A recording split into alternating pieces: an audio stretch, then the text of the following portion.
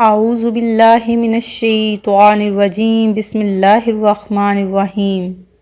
اللہ کے نام سے شروع جو بڑا مہربان نہایت رحم کرنے والا ہے۔ مون وظائف چینل کی جانب سے تمام ناظرین کو السلام علیکم ورحمۃ اللہ وبرکاتہ۔ میں اپنا چینل مون وظائف کی جانب سے آپ کی خدمت میں ایک نیا وظیفہ لے کر حاضر ہوئی ہوں۔ ناظرین، زندگی میں ایک بار یہ وظیفہ لازمی کریں۔ انشاءاللہ عز و جل زندگی کے ہر لمحے میں آپ ہمیں یہ وظیفہ کر کے ضرور یاد کریں گے۔ اللہ تبارک و تعالی آپ کو اس وظیفے کے صدقے تمام آپ کی تنگیوں کو دور کرے، آپ کے رزق میں برکت عطا فرمائے اور آپ کی تمام حاجات اور مقاصد میں آپ کو کامیابیاں عطا فرمائے، آمین۔ ہماری ویڈیو کو آخر تک ضرور دیکھیں اور ہمارا چینل مون وظائف کو سبسکرائب کر لیں اور ساتھ ہی بیل آئیکن کا بٹن بھی پریس کر لیں تاکہ ہر نیا آنے والا وظیفہ سب سے پہلے آپ تک پہنچ جائے۔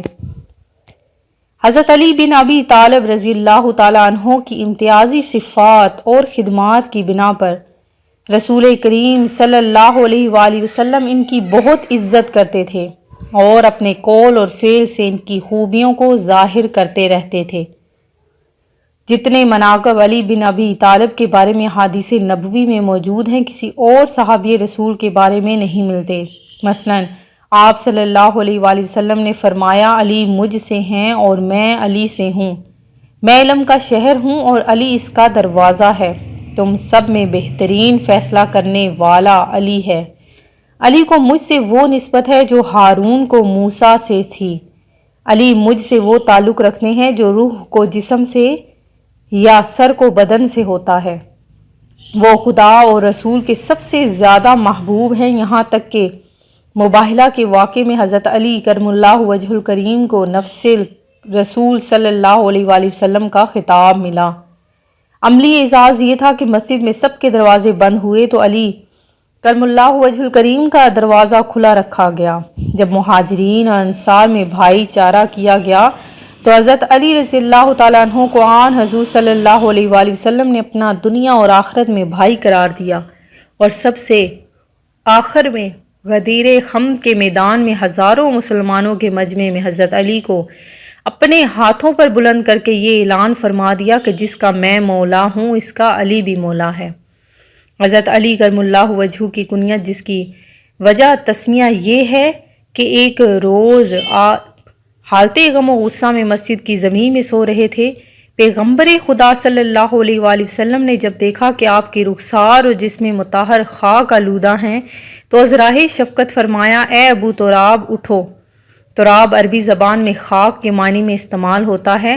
حضرت علی کرم اللہ وجہ الکریم ابو تراب مٹی کے باب کا لقب بہت پسند کرتے تھے، کیونکہ نبی اکرم صلی اللہ علیہ وآلہ وسلم نے اس سے انہیں پکارا تھا۔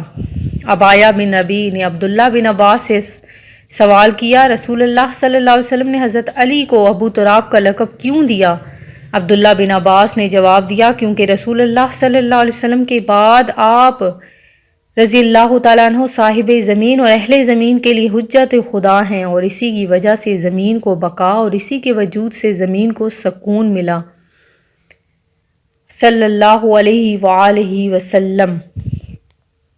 ناظرین، جو میں آج آپ کے لیے خاص وظیفہ لے کر حاضر ہوئی ہوں وہ سورہ کوثر کا بہت ہی مجرب اور بعمل وظیفہ ہے۔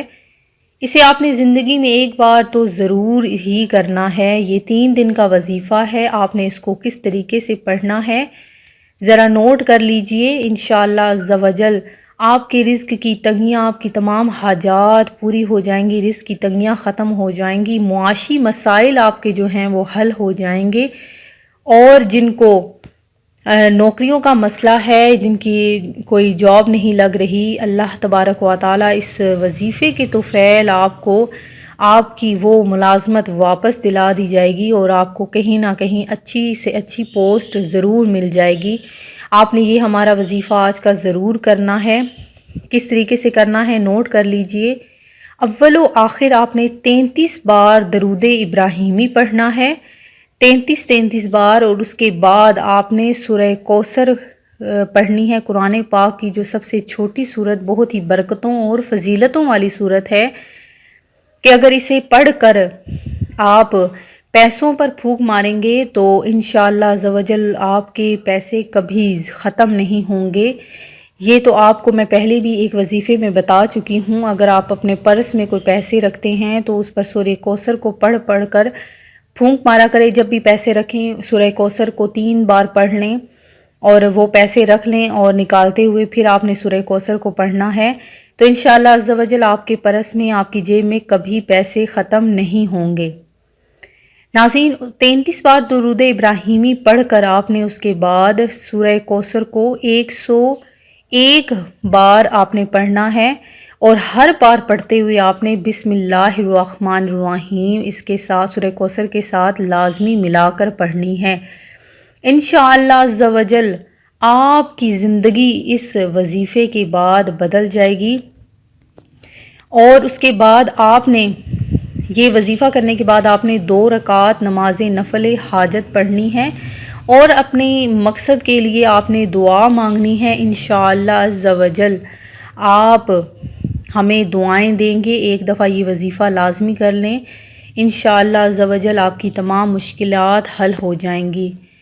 آخر میں ان تمام ناظرین کے لیے میں دعا گو ہوں جنہوں نے ہمیں دعا کے لیے کہا ہے، اللہ تبارک و تعالی آپ کی تمام سختیوں کو، تمام پریشانیوں کو دور کرے، آپ کے تمام حاجتوں کو، آپ کی دلی مرادوں کو ضرور پورا عطا فرمائے۔ میں امید کرتی ہوں کہ ہمارا یہ آج کا وظیفہ آپ کو ضرور پسند آیا ہوگا۔ اسی طرح سے مزید وظائف حاصل کرنے کے لیے ہمارا چینل مون وظائف کو دیکھتے رہیے۔ سبسکرائب کرنا، لائک کرنا اور شیئر کرنا ہرگز نہ بھولیے گا، اور جن لوگوں نے دعا کروانی ہے وہ اپنا نام ہمیں اپنے کمنٹ سیشن میں ضرور بتائیے گا۔ آپ کو ہماری ویڈیو کیسی لگی یہ بھی ہمیں ضرور بتائیے گا۔ اپنا خیال رکھیے گا۔ اللہ حافظ۔